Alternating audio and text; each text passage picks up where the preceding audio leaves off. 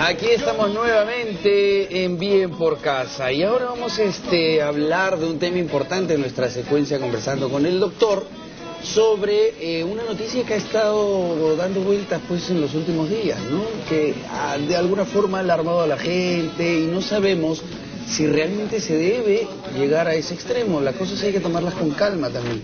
Por más grave que sea la situación, que no es el caso, siempre hay que tomar las cosas con prudencia, con control, porque podría ser contraproducente empezar a asustar a la gente sin tener realmente motivos para hacerlo. Y además lo más importante siempre en estos casos es estar informados, y para eso lo que tenemos que hacer, en lugar de googlear y poner, por ejemplo, qué es el ébola, es hablar con los especialistas, con los investigadores que tenemos aquí en el Perú, muy buenos, y preguntarles a la primera fuente qué es, qué sucede, cómo podemos prevenir, cómo podemos actuar, y de esa manera todos informados con calma. Por supuesto, y estamos ahora con el doctor Ciro Maguiña. Él es médico infectólogo del Hospital Cayetano Heredia, ex decano nacional del Colegio Médico y vicerrector de investigación de la Universidad Cayetano Heredia.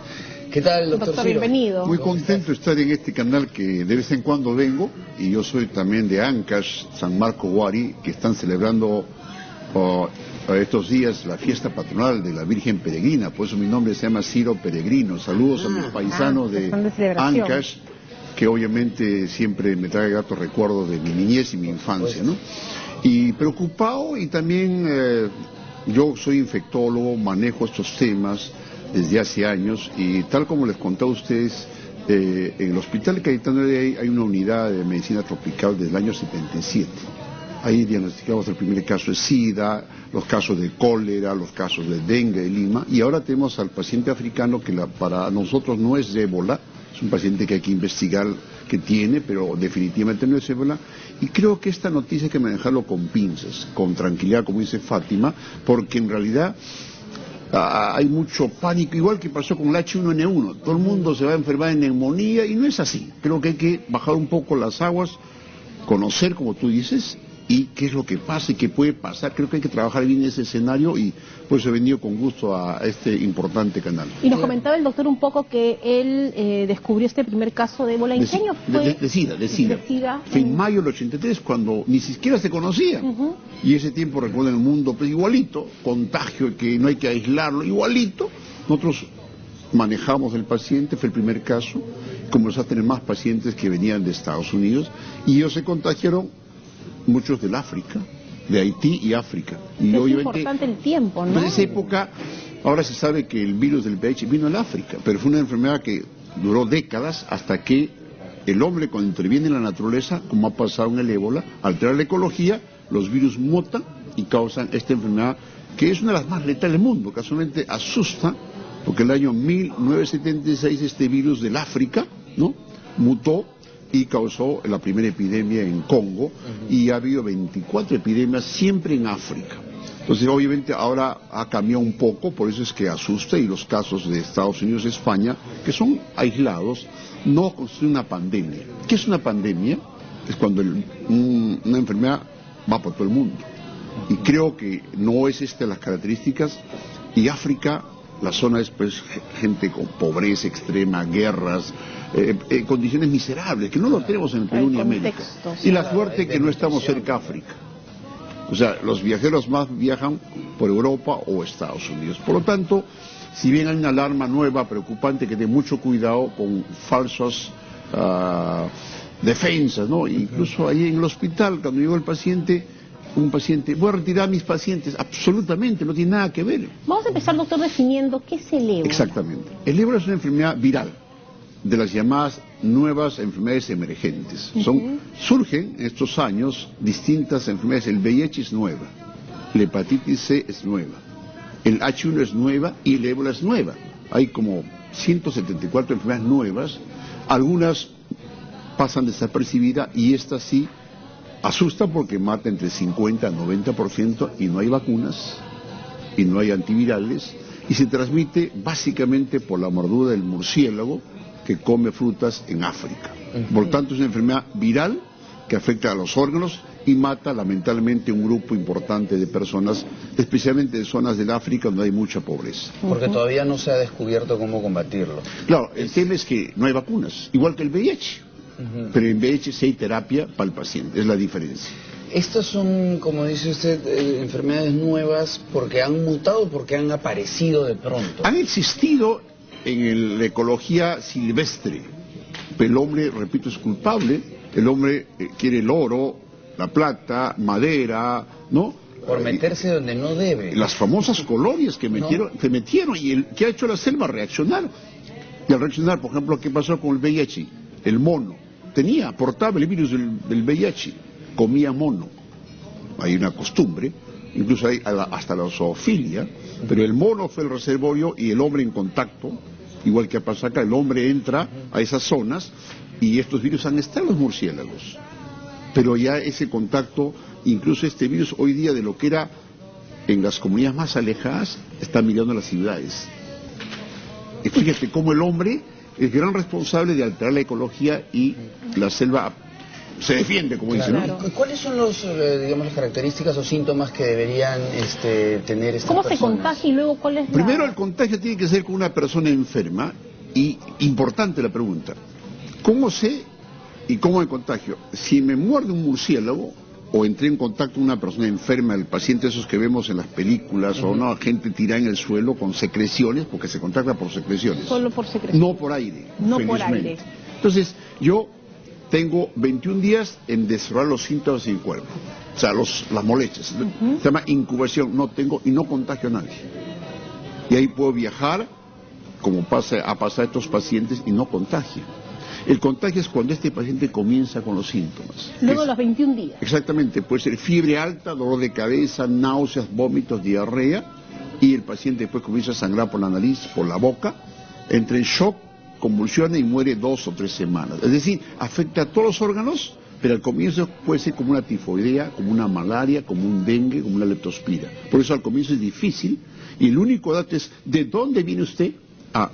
Sierra Leona, Guinea, la Guinea no española, y Liberia, que son los focos hoy. Entonces, con ese dato, más los síntomas, se aísla y se diagnostica. Ahora, doctor, ¿cómo se maneja el tema cultural? Porque lo que estábamos viendo en las informaciones es que en África, por ejemplo, es una costumbre bañar a los muertos. Entonces, hay alguien que muere de ébola, va la madre, el padre, los hermanos, tienen el contacto con los fluidos y es parte de su cultura y se resisten, y las alertas de salud dicen que no se haga. Exactamente, lo que usted ha dicho son las causas por qué tenemos el gran brote. Las guerras, las fronteras, y los cadáveres lo llevaban de un lado a otro lado, y los entierros que en África son tradicionales, en esas zonas, es prácticamente un ritual. Son ritos. Eso pasó en Perú también con la peste en Cajamarca y con el cólera en Cajamarca.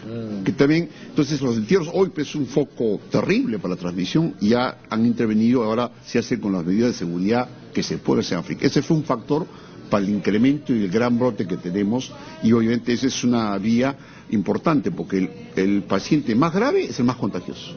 El que se va a morir, ese va a contagiar más. Claro. Ahora, ¿cómo es el tema también del Perú, no? Porque estamos hablando del caso del África. Así es. Y vamos al contexto de acá, ¿no? O sea, ¿cuáles son las posibilidades de que sea un foco infeccioso o que la gente sepa? Creo que es muy importante la pregunta para no asustarnos. Nosotros hemos visto el cólera, el H1, el VIH, y hemos tenido y vamos a tener más cosas. Entonces, obviamente, si el virus viajara por vía respiratoria como el H1, es fácil contagio. Entonces, este virus no viaja por vía respiratoria. Felizmente, no ha mutado puede en un futuro, ¿no? Solo se elimina por las secreciones. Entonces, la posibilidad que llegue a América y que se quede es difícil por una razón. En África está el reservorio, está el murciélago que come frutas. Eso no lo tenemos en Perú. Ahí está el murciélago que uno ve. Entonces, seríamos muy piñas, primero, que vengan cientos de pacientes a Perú, ¿no? Clandestinamente. Se metan en la selva y los murciélagos de nuestra selva, ¿no? Chupen a estos pacientes y se queden. Entonces, ¿qué significa tener cientos de pacientes? Ese escenario, todo es posible, pero es excepcional. Acá tenemos murciélagos que transmiten rabia, por ejemplo, y se mueren en el Perú. Los colonos, los nativos viajando en muchas zonas, pues hay que vacunarse. Una enfermedad muy parecida es la fiebre amarilla que tenemos en el Perú, que es igualito que el ébola y mata 50%, pero hay vacunas. Entonces, para que quede el ébola en Perú, repito, no hay la condición ecológica. Ahora, que vengan casos, no estamos cerca de África. Ahora, si llegara un caso como ha pasado en Estados Unidos, ¿no?, o en España, ahí se puede abortar porque hay condiciones sanitarias, higiene, ¿no?, cuidar bien la llamada bioseguridad, y uno puede abortar y evitar que haya brotes. En África es imposible por las condiciones que hemos señalado, por lo tanto la posibilidad es remota, poco probable. Entonces tenemos que hacer lo que se llama la vigilancia. Hoy se está haciendo una vigilancia importante. En el caso del pobre paciente africano, obviamente ha sido una experiencia con errores que uno aprende, pero hay que ser propositivo, ¿no? Se confundió que Guinea era, no era la Guinea, decían que es la Guinea y era un tema de malas preguntas. Él habla otro idioma, y los síntomas podían ser, pero ya tenía 2 meses de enfermedad. Entonces es difícil, 21 días es el periodo de incubación. Entonces él, ya pasó ese... Entonces se le trató con los protocolos, y mire, un tema que en el Perú tenemos condiciones para aislar, no estamos en el África.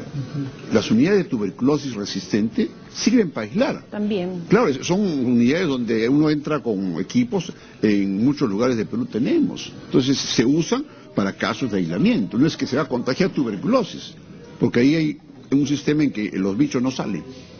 Y son sistemas de aislamiento, ¿no? No es el ideal que se tiene, pero creo que en este caso revela que sí estamos preparados, que hay que mejorar la información, la capacitación, ahí estamos fallando. Creo que el personal entrenado del Ministerio, que mi respeto por ellos, ¿no?, por gente que se va a enfrentar a un virus que puede morir, porque no es decir que no hay nada, sí tenemos, pero hay que mejorar los procesos, claro, y que hay que comprar más cosas y capacitar, ¿no? En los casos que se han estado viendo en España, en Estados Unidos y en el mismo África, son 21 días, como dice usted, de incubación. ¿Y cuánto tiempo pasa entre el tratamiento o ya el deceso de la persona? Claro, ¿no? Entonces, como ese famoso Duncan, no tenía síntomas, llegó a Estados Unidos, ¿no? Se contagió y duró como 3 semanas. O sea, la enfermedad te mata entre 2 a 3 semanas. Violento. Por eso, o sea, va complicando. La enfermera ahorita que está pues en cuidados intensivos. ¿De qué depende la mortalidad de tus defensas? Ahora, siempre hay tratamientos de sueros, agarrar de la gente que ha sobrevivido, su sangre, y se le da los anticuerpos, como pasaba antes. Antes no había antibióticos. Se les daba y hay gente que vivía. Entonces, uno del paciente y de cómo se maneja las medidas de sostén. Y lo que han dicho sobre la enfermera, que ella rompió el protocolo y que se tocó la cara, ¿eso ha podido ocasionar? Sí, lo que pasa, fíjate, por eso cuando uno porque uno ve, ¿no?, la manera como tiene que colocarse, es que hay todo un sistema, poner el doble guante, la mascarilla, que mascarilla no es por la respiración, sino por las secreciones, ¿no? Entonces, como el paciente grave es el más contagioso, hay que tener cuidado estricto. El sudor, la orina, la sangre, hasta el semen, las heces. Uno puede contagiar durante meses por el semen esta enfermedad. Incluso el sexo está prohibido, obviamente, enfermo no tenemos sexo, ¿no? Pero el tema es que es contagioso solo por las secreciones. Y la mala manipulación hace que el contagio sea fácil. Por eso estaban también haciendo toda una movilización por la mascota, ¿no? Claro, el tema de la mascota hay que aclararlo. El único estudio hecho en África de perros que se infectaron de personas humanas, se infectaron pero no se murieron, 20% de perros, pero no contagiaron a nadie. El miedo, ¿no?, de que podía ser un reservorio hizo que lo sacrificaran al Excalibur. Otro tipo de reacción inmunológica. Claro, lo que pasa, hay animales que resisten, pero no, el perro puede ser un contagio excepcional, pero creo que toda una polémica más importante que el perro son los seres humanos. Ahora, doctor, usted con la experiencia que tiene, con todo lo que ha visto en ese tipo de enfermedades, ¿cómo piensa que se va a proyectar el tema del ébola a nivel mundial? ¿Estamos a puertas de una solución, de tener los medicamentos necesarios? ¿Hemos aprendido ya? ¿Qué es lo que va a pasar? Yo creo que hay 4 cosas que sí por el ébola. Primero, es inusual. Es un brote que ha pasado de las zonas rurales a las zonas urbanas de África y va a llegar a las grandes ciudades. Entonces ahí tenemos que actuar con mucha inversión. Estados Unidos, todos los países ricos tienen que dar, porque el ébola es por la pobreza, por la miseria y el abandono. Hoy la sociedad tiene que unirse. Obama ha escuchado, tiene plata, Bill Gates de plata, porque si no logramos abordar eso, el África va a seguir afectado como históricamente. Es el primer episodio. Segundo, como ya este tema ha escapado a esas zonas de África, y se piensa que ha mutado, y es probable que haya mutado por ser más agresivo en los lugares donde es posible, Europa o Estados Unidos, las medidas de bioseguridad, para evitar que haya más muertos y contagiosos en las zonas donde se está yendo. Repito, no va a ser pandemia. Esperamos que no sea pandemia. Claro. Lo tercero, vacunas. Se está trabajando en vacunas. Y esperamos, las buenas noticias es que hay 2 vacunas, que probablemente con eso seríamos una gran noticia, pero los científicos están trabajando en las vacunas. Drogas antivirales no tenemos para el ébola. Entonces lo único que tenemos es aislamiento, vigilancia, que no se contagie a la gente y que no nos asustemos, ¿no? Entonces eso creo que es los 4 temas a considerar. Lo importante es esto último, ¿no? Para que la gente no se alarme y no esté creándose pánico innecesario, ¿no? Exactamente. Como siempre decimos acá en el programa, hay que tomar las precauciones, hay que tomar las cosas con calma también y por supuesto acercarnos a los especialistas, que son los únicos que nos pueden decir o aclarar estos temas, ¿no? No solamente los noticieros del momento. Claro, la prensa tiene un rol, yo he visto, y por eso siempre colaboro con la prensa, pero a veces la noticia puede... A veces la noticia puede más Claro, quieren vender un poco más. Y yo creo, y un mensaje de mi parte, hoy se mueren más niños en el mundo de sarampión, de malaria, de tuberculosis, de sida, hablo de millones de personas, de desnutrición, de diarrea, enfermedades que hay antibióticos, antivirales. Llamado importante. O sea, fíjate, si tú comparas los 4.000 o 5.000 o los que vengan, la magnitud es pequeña. Pero ¿por qué es que sí preocupa? Por el tema de la mortalidad. Sí, claro. Ese es el tema, y asusta porque asustó el VIH. Exacto. Bueno, doctor, le agradecemos muchísimo. Gracias. Hay mucho para conversar y de verdad gracias por darnos la tranquilidad a través de la información. Hay que mantenernos informados, recurrir a los especialistas como es su caso y estamos tranquilos. Un mensaje final es que yo hablo como científico y he trabajado estos brotes en todo el Perú profundo. Y yo, que por eso estoy en Canal 7, porque llega al Perú, hay que hacer la vigilancia de esta enfermedad, incluso la próxima, el chikungunya, que sí se va a caer en Perú. Eso es el mismo mosquito del dengue, y va a afectar las zonas donde tenemos dengue. Entonces hay que vigilar siempre, y la población es importante para el control. Bueno, muchísimas gracias al doctor Ciro Maguiña. Nosotros nos vamos a un corte y de regreso tenemos nuestra secuencia ¿Cómo haríamos? ¿Qué vamos a aprender a preparar? Algo de...